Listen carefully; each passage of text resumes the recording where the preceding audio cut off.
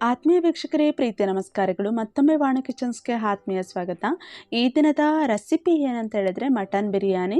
ಇದನ್ನು ಹೇಗೆ ಮಾಡೋದು ಅಂತ ತಿಳ್ಕೊಂಡು ಬರೋಣ.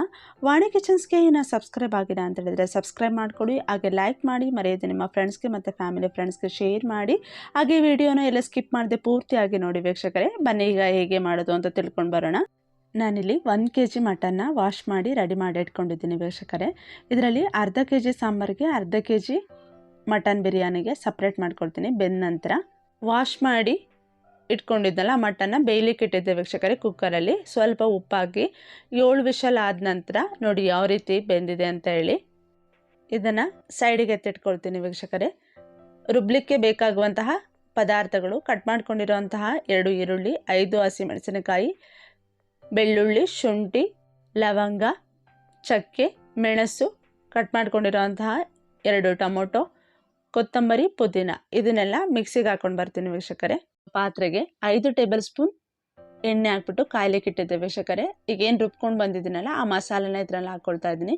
ಚೆನ್ನಾಗಿ ಮಿಕ್ಸ್ ಮಾಡ್ಕೊಳ್ತಾ ಇದ್ದೀನಿ. ಚೆನ್ನಾಗಿ ಮಿಕ್ಸ್ ಮಾಡಿದ ನಂತರ ಸ್ವಲ್ಪ ಅರಿಶಿಣದ ಪುಡಿ, ರುಚಿಗೆ ತಕ್ಕಷ್ಟು ಉಪ್ಪು ಹಾಕ್ಕೊಂಡು ಮಿಕ್ಸ್ ಮಾಡ್ಕೊಳ್ತೀನಿ.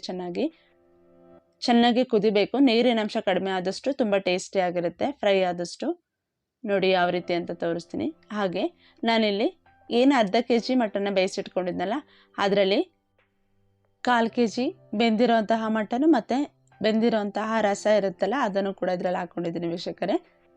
ನೋಡಿ ಕುದಿ ಬರ್ತಾ ಇದೆ. ಮುಚ್ಚಳ ಮುಚ್ಚಿ ಹಾಗೆ ಬೇಯಲಿಕ್ಕೆ ಇಡ್ತಾ ಇದ್ದೀನಿ. ಮಸಾಲೆ ಮತ್ತು ಮಟನ್ ಬೆಂದಾಗ ಅದ್ರ ಟೇಸ್ಟು ತುಂಬ ಚೆನ್ನಾಗಿರುತ್ತೆ. ಓಕೆ, ನೋಡಿ ನೀರಿನ ಅಂಶ ಕೂಡ ಕಡಿಮೆ ಆಗಿದೆ. ಮಸಾಲೆ ಮತ್ತು ಮಟನ್ ಬೆಂದ ನಂತರ ಇಲ್ಲಿ ನಾನು 1 ಕಪ್ಪು ಮೊಸರು ಹಾಕ್ಕೊಂಡಿದ್ದೀನಿ ವೀಕ್ಷಕರೇ. ಅನ್ನ ಉದುರಾಗಿ ಬರುತ್ತೆ ಮೊಸರು ಹಾಕೋದ್ರಿಂದ. ಹಾಗೆ ಇಲ್ಲಿ 1 ಟೇಬಲ್ ಸ್ಪೂನ್ ಮಟನ್ ಮಸಾಲ ಹಾಕ್ಕೊಂಡಿದ್ದೀನಿ. ಚೆನ್ನಾಗಿ ಮಿಕ್ಸ್ ಮಾಡಿ ಹಾಗೆ 1 ಟೇಬಲ್ ಸ್ಪೂನ್ ಖಾರದ ಪುಡಿ ಹಾಕ್ಕೊಳ್ತಾ ಇದ್ದೀನಿ.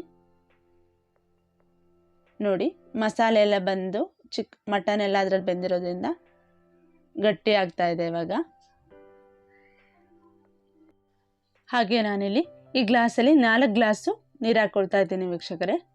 4 ಗ್ಲಾಸ್ ನೀರು ಹಾಕ್ಕೊಳ್ತಿದ್ದೀನಿ ಅಂತ ಹೇಳಿದ್ರೆ ಇದರಲ್ಲಿ 2 ಗ್ಲಾಸು ಅಕ್ಕಿನ ವಾಶ್ ಮಾಡಿ ನಾನು ನೀರಲ್ಲಿ ನೆನೆಯೋದಕ್ಕಿಟ್ಟಿದ್ದೀನಿ. ನೋಡಿ ನೀರು ಕುದಿ ಬರ್ತಾ ಇದೆ.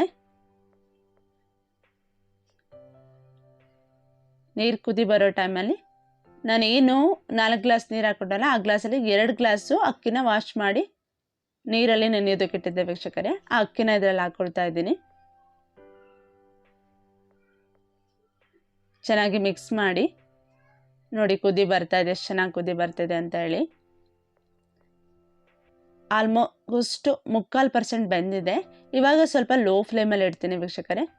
ಲೋ ಫ್ಲೇಮಲ್ಲಿ ಇಟ್ಟು ಹಾಗೆ ಬೇಯಲಿಕ್ಕೆ ಇಟ್ಟಿದ್ದೆ. ನೋಡಿ ಯಾವ ರೀತಿ ಬೆಂದಿದೆ ಅಂತ ಹೇಳಿ. ಮಟನ್ ಬಿರಿಯಾನಿ ರೆಡಿ ಆಗಿದೆ ವೀಕ್ಷಕರೇ. ಈ ರೆಸಿಪಿ ನಾನು ನಿಮ್ಗೆ ಇಷ್ಟ ಆಗಿದೆ ಅಂದ್ಕೊಳ್ತೀನಿ. ಈ ರೀತಿ ಕೂಡ ನೀವು ಒಮ್ಮೆ ಟ್ರೈ ಮಾಡಿ ಹೇಗಿತ್ತು ಅಂತೇಳಿ ಕಮೆಂಟ್ ಬಾಕ್ಸಲ್ಲಿ ಕಮೆಂಟ್ ಮಾಡಿ, ಹಾಗೆ ಲೈಕ್ ಮಾಡಿ, ಮರೆಯದೆ ನಿಮ್ಮ ಫ್ರೆಂಡ್ಸ್ಗೆ ಮತ್ತು ಫ್ಯಾಮಿಲಿ ಫ್ರೆಂಡ್ಸ್ಗೂ ಶೇರ್ ಮಾಡಿ. Thank you for the watching.